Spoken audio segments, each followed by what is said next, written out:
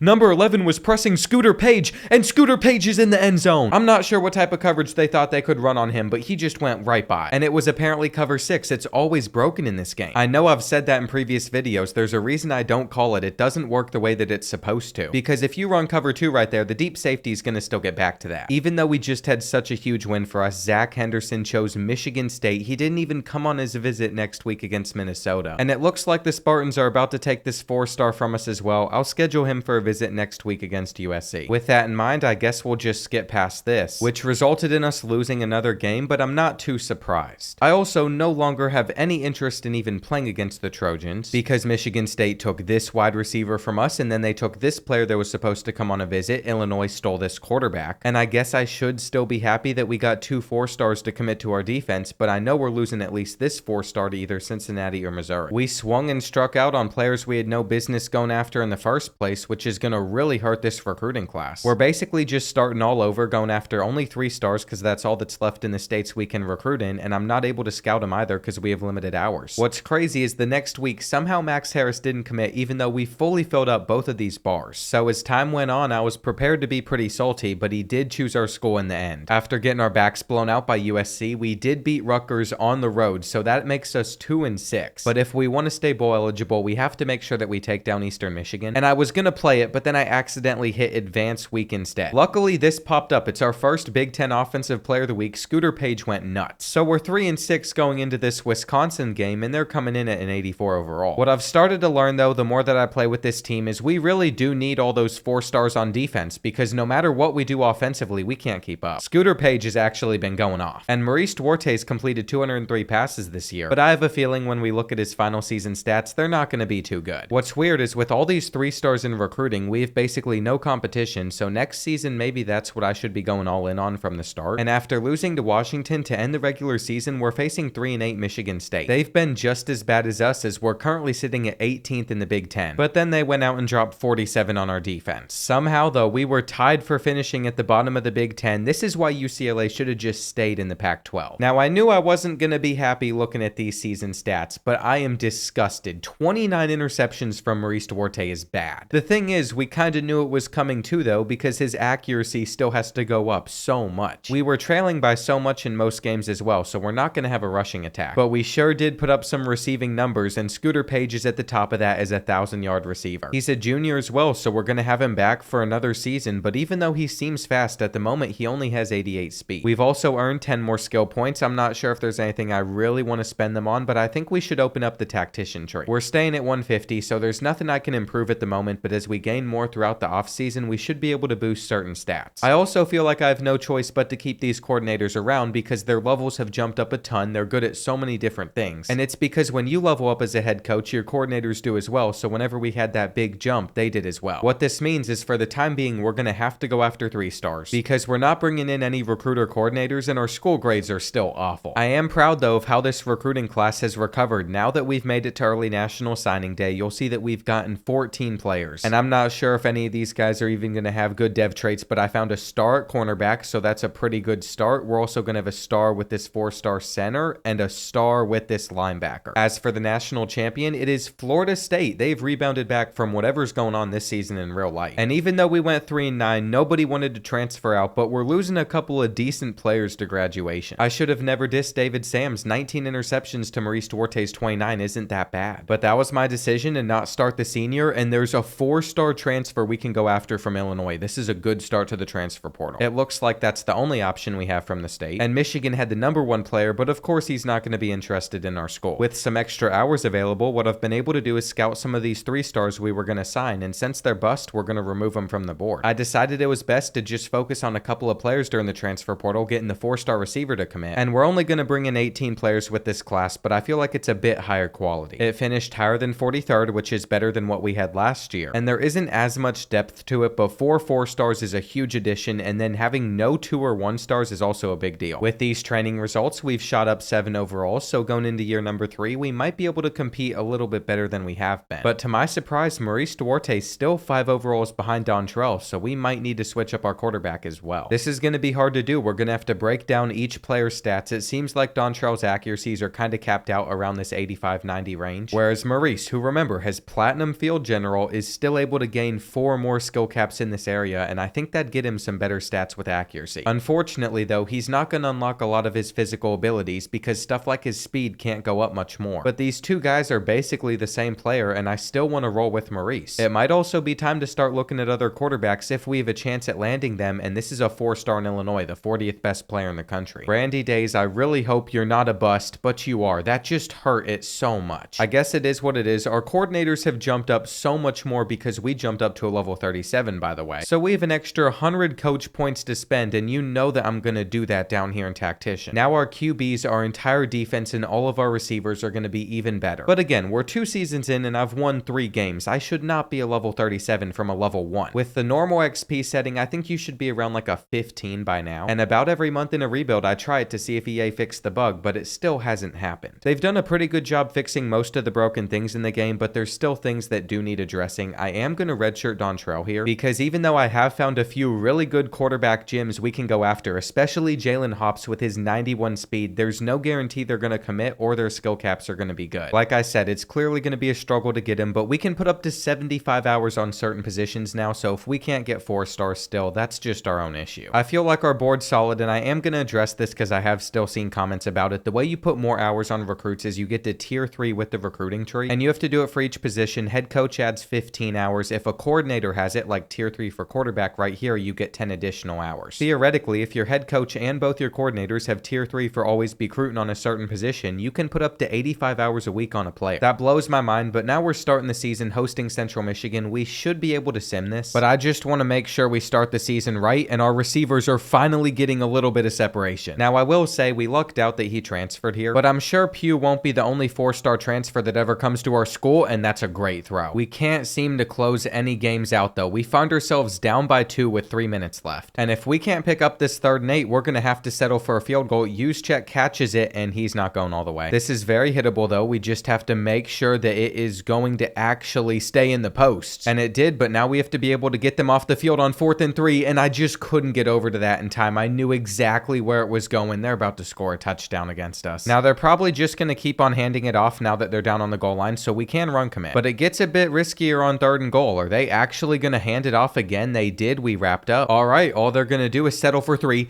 They missed the kick, and this is amazing. 1 first down. We're going to take down Central Michigan, which we're so close to getting. Just 5 more yards. Our offensive line isn't holding, so we're just going to throw for it instead of run for it, and taking our drag is the right decision. That's all we needed. I know it's only Central Michigan, but we're currently undefeated, and this is a big step up for Duarte because he didn't turn the ball over. I can't hop into every game though, so we're probably going to lose on the road at Cincinnati, and this is a screen I love to see. Maurice Duarte won Big Ten Player of the Week. I can't believe what I'm seeing. We're 2-0. We beat them by 21 points though. Oregon, Indiana, Ohio State, Wisconsin, Notre Dame, all these teams are coming up on the schedule, so we're bound to fall back to reality at some point. Evidently not though. Apparently we went out and won at home against both Louisville and Oregon. The Ducks were ranked number 2 at the time, and I just simmed it expecting it to be a surefire loss, but it looks like Duarte came up clutch in the end. Now we're on bye, and recruiting's also looking a bit better because we've jumped Michigan State into the lead on Shaq, and then we're still set to get these 2 4-stars while also landing the 4-star corner Jim. I wanted him so bad because he has 95 speed. We also signed a couple other Jims. This wide receiver has 93 speed, and then this corner I'm not sure, but with some additional hours available, I'm able to start going in on this 91 speed athlete quarterback that could always play somewhere else for us. It seems like the only way to still get these committed screens is simming through bye weeks. That's the way around the bug right now. And as excited as I am that we picked up another 4-star, I'm not happy that we've fallen behind on Shaq again. I'm doing everything I can, and it's not like we have terrible grades on the motivations he cares about, but I can't put any more additional hours on him, and Indiana is a higher overall team, plus they're ranked, so we better win this on the road. I feel like we're kind of a fraudulent 4-0. I'm not sure how we've gotten to this point already. I didn't think we would, but clearly this team has some talent on it. I think the tactician move was such a smart thing to do with our coach points because that feels like it was the real difference maker. I knew this was going to be cover 1 before the play, all because of Platinum Field General, but we still have to work on our offensive line. How does that happen so fast? I want to say we have the worst left tackle in the country, but he has a star under him, and the refs are reviewing whether or not this was a touchdown catch, but he should have been able to get a foot down. He did. The touchdown counted, but now we have to score again because Indiana was able to respond, and we still have a chance. Now, the unfortunate thing about the current tight end that we have is he is a blocker, so he wasn't going to catch that ball ever. We're not going to get the first, and we're going to have to settle for 3 with this very shaky meter, but it doesn't matter. Indiana hasn't been able to catch up to us all game, and they're dropping the 4th and 8, so all we really need is 1 more first down to seal this, and there we go. I have noticed Higgins is in the game handing the ball off though. That makes me a bit concerned. Maurice Duarte dislocated his shoulder, but he's only out for the game. He'll be back next week, and I guess we do still need 1 more first down. That should come right here though. We're going to pick it up. The Chicago Maroons are already 5-0. We're in the 3rd season, and it's only up from here. We're an 82 overall team. We've also signed Matt Jagger, so maybe the committed screens are back for good, but in the same week we're going to see the 4-star Jim at quarterback chooses Michigan State. Western Michigan's also making the comeback of a lifetime on Devontae Jones, so we're going to try to get him a little bit harder. I'm even scheduling him for a visit next week. We are in a tough spot though because we can only hop into 1 more game this season. We're about to host Ohio State, and I feel like we should be able to sim it because we beat number 2 Oregon at home, but now they're 3-3. Maybe their roster's just not that good anymore, and there's still other tough games coming up. I want to be ranked super bad, and I think if we win this game, we will be. So that's my thought process going into this one, and we have a chance to take a lead before the end of the first half. Right now, we're driving down the field. Things seem to be going pretty well, and with the delay route, we're going to have our tight end, or one of our linemen could get in the way, and I'm telling you, we literally have the worst offensive line in the country. It's now 3rd and 6. I'm going to try to get this out, but you knew the Buckeyes were going to get in pressure. And as we start the 4th quarter, I think you all can tell that they are in a lot of control right now. If they get a touchdown, we're in trouble. trouble, though we're clamping everything up, but where's the pressure? Their quarterback gets 15 seconds in the pocket, my offensive line plays like the Chicago Bears, and if we don't get this fourth down, it's done. All I can say is I understand how Caleb Williams feels now, and I can say we gotta protect our guy better, but the only lineman we're going after is a 3-star JUCO sophomore. Jalen has committed though, we still got a Jim at quarterback, it's just he's a 3-star, so I know his skill caps aren't gonna be great. And there's no way Devontae Johns actually flipped a Western Michigan over us. Because we played against Ohio State, from here on out we have to sim the rest of the regular season. We've already hopped into 3 games. But we should be able to at least make a bowl game because all we have to do is win one more. If our transfer receivers win in Big Ten Player of the Week though, with those stats, we should be doing pretty good. And it looks like by week 11 we have clinched a bowl game by beating Wisconsin on the road, but we're gonna lose to Washington and Rutgers. I'm not sure what it's gonna take for this team to get ranked, but we gotta be close, and if we win out, we might even be able to make the Big Ten championship. All it would take would be us somehow getting the tiebreaker between all of these teams. I mean, there's a lot of 3-3 teams in conference play. And why does Western Michigan keep on taking players that I'm recruiting? I'm gonna lose my mind. We're 6-4, so we clearly didn't beat Notre Dame, but at least we took down Michigan State by 3 on the road, and we end the year at Maryland. I mean, compared to how the past 2 seasons went, this is so much better. We're guaranteed to make a bowl. But I feel like our recruiting class isn't gonna be good enough. Just like last season, it's gonna be full of a bunch of 3-stars. If I wanted to add more people from Illinois or Michigan to my board as well, they'd have to be 2 and 1 stars, which isn't gonna help us out at all. And I'm just hoping some of these school grades continue to go up, especially if we can win a bowl game, but we finished 7-5. You know what that means. We let the 4-7 Terrapins take us down. And I really can never fire these coordinators, even if I want to make a change, because of the level that they are. I mean, the fast leveling up for no reason has definitely helped us out. I mean, look at this. They're pretty much good at everything. I mean, there's no reason we shouldn't be able to close out this class with these 18 players. I guess we could also add in the transfer portal too. But to have success in that, I think we need to take down Virginia Tech in this bowl. The Big Ten ended up having 3 top 7 teams. We finished mid-table though. I'll definitely take that. And it's time to see some dev traits. This 4-star and this 4-star both have impact, even the 95 speed corner. This might end up being a letdown of a class unless we have some elite devs hidden in here. We got star dev on the 91 speed quarterback. His skill caps are what really decides how good he is though. And you know what? It wasn't perfect, but we did get back-to-back star devs on these 2 wide receivers as well. I feel like I've recruited a lot of them, but that's because these players are going to graduate at some point. I mean, everybody keeps on progressing. And with the 20 extra coach points that I have, I am going to pour everything into our offensive line because that should jump our overall up a bunch. We've averaged more points than Virginia Tech throughout the season. I think we're ready to take them on even as a lower overall team, especially since just looking at our season stats, Maurice Duarte threw for 33 touchdowns and far less interceptions. That success didn't translate to the rushing game yet, but I think Tim got injured for part of the year just judging by some of the stats from our other running backs. And if we feed both Pugh and Peaks the ball in this game, we could have 2,000-yard receivers. I'm hoping that we can come out on top here. That would be really big for season number 3. But going into halftime, it looks like we're going to be trailing unless we're able to get into the end zone. We could also just settle for 3, but one position I haven't recruited much of is a kicker, so maybe I should focus on that. I feel like at some point I've probably passed up on a player that would have been really good there. We're going to try to beat them deep just because they pressed, but they're getting the interception, and that's why you have to recruit some faster receivers. By the time we hit the 2-minute warning in the 4th quarter, you're going to notice that we're losing, though we had a touchdown. Assuming Scooter Page could have kept his separation, but as long as we move the chains, we'll be fine. We're in a spot right now where all we have to do is make sure this is the final drive and we score a touchdown on it. I'm trying to slide, and I wish this team could run the ball a little bit better, but it seems like every time we try to, something goes wrong. There's actually no way we just lost the ball like that. I feel like this tackle wasn't hard enough to force the ball out, but we know the drill now. Just run commit and hope that somebody can stop the run. I think we're still going to have one more opportunity. It's just we were so far down the field, and that's it. They picked up the first down to win. Because of very good coaching alone, we were able to get an average team to go 7-6 in the Big Ten. But that means the only next reasonable goal to set's making the playoffs, and that still feels like it's a few years out. Since Ohio State ended up winning it all, I really don't feel bad that we lost to them like this. And so far, we've only lost players to graduation. Nobody seems to want to transfer out, which is a really good thing. Just looking at the transfers available in Illinois, there's only one we can go after. And once again, Michigan has none. So I wasn't even sure if we'd target Emmett Mosley or not. We already have a ton of receivers, but I figured it can't hurt. Some of them could even play some other positions. I think next season, what we're going to have to do is just go all in on some of those 4 stars off the rip, because we're not going to get better than a top 40 class if we don't. And it seems like the 3 stars are going to be there either way that are super easy to get, so we don't have to rush for them. In position changes, I've discovered a player that has 95 speed that we're actually going to throw at tight end. He's a 78. We also have a chance to get our first player into to the NFL because CJ Peaks becomes a 91 overall when we move him to running back, which might not pay off in the long run, but I'm just having fun with some of these changes. I'm even going to put Hardy as a middle linebacker with his 95 speed. It's time to see what's happened throughout training results. I feel like we could be pretty good. 85 overall, better than last year. CJ Peaks is a 90 overall. And you see that? It was about time that Dontrell got passed up by Maurice in overall. For being as early as it is in this rebuild, I feel like our team is kind of crazy. I'm a 46 head coach now, and I still haven't spent all these coach points. But I'm about to max out at a level 50. I'm just going to spend 30 inside motivators so we can keep on progressing certain positions. I told you all I'd leave at least 150 on the table still. I can't believe how quickly we've progressed. But that might be my fault for not adjusting this in the rebuild. Just looking at our schedule going into year number 4, I think we have really lucked out. There is not a single team in Big Ten conference play that is ranked that we have to face on here. That is mind-blowing to me. Somehow we didn't get Ohio State, Michigan, Nebraska, Penn State, or Oregon on our schedule. After maxing out the tactician tree with running backs, it looks like CJ Peaks is also up to a 98, which you would think would be super good for a running back, but if you look at his actual stats, they're not as crazy as they should be. He also has no mental and only one physical ability, so I'm not sure how good he's going to perform. But who I'm really excited about this season is Maurice Duarte. I believed in him with his Platinum Field General, and his accuracy could still go up even more. I was also super pumped up about freshman Jalen Hopez. With his star development, he's going to develop quickly, but then I saw a skill cap on accuracy, and I'm not sure I'm as excited anymore. I don't know. We'll see how everything plays out with this team. There's still a lot of pieces that could be good. And with only 11 seniors leaving the team, I'm strictly pursuing only 4- and 5-star recruits and 3 stars if I have to, but only if they're a gem. We're going to have another chance to sign our first 5-star. This time he's a quarterback, and even though he was a bust, I still think we should get him. But alongside that battle, we have some other 4 stars on our board. A couple of them were gems, but the rest were not. I don't want to point out the special things like this wide receiver having 94 speed, because I'm just expecting that we're not going to land them, but I think we can sim this first game. We would have some big issues if we lost to Ball State. We're also going to sim against Louisville, and then I might want to play on the road at USF. The reason for that is they're the only team to start the top 25 on our schedule. We're a higher overall than Louisville, and we've really lucked out with the schedule that we have. Louisville just got destroyed by us. We were at home, but it wasn't through the passing game that we scored a lot of touchdowns. It was actually on the ground. I will say recruiting's starting to get more nerve-wracking. There's no guarantees that we're going to sign any of these players. We're actually in a lot of tight battles, but a win against a ranked team could jump us into the top 25, and if that can raise stuff like championship contender for us, we might be able to actually sign those players. I'm actually going to be in this stadium the day before this video releases, I think, because USF is playing Miami, and I'm really hoping they pull off the upset. I'm hoping we can beat them here too. That was honestly not the best of reads right there, but because of the rain, they weren't able to hold on to the football, and neither team's been too impressive throughout this first half of this game. I mean, we're both struggling to score, though we're about to turn the corner, and I keep forgetting that Duarte also has 90 speed, so I could always take off with him. I don't think it matters who I get on the offensive line. I'm pretty sure on Heisman, I'm just bound to struggle almost all the time, and we'll see if they're ready for the speed option right here. They're waiting on the pitch, but we still got it out and still got into the end zone. That made no sense right there. We literally made the wrong read, but it's all worked out the way that it's needed to. We have maintained our lead throughout this entire game, and USF has one more chance to score. They've gotten it to a 4th and 7, but they're going to have to move the chains, and I feel like we should have somebody there to make a tackle. Even though we've gotten them to another 3rd and long, I'm not too confident that we're going to be able to hold them. We couldn't the last time. And here it is, 4th and 3. They got us spread out, but there's no way we're going to get over to that. We just missed 2 tackles. Those were some pretty pitiful attempts, but they're not going to be running the ball here. They're actually throwing it. And what are you all doing? We got 2 of our zones standing around like nothing's going on. Now we're about to take a sack. I'm able to throw it away because of his speed. And I need the game to tell me what coverage they're running. It's cover 4. That makes it so much harder to beat it.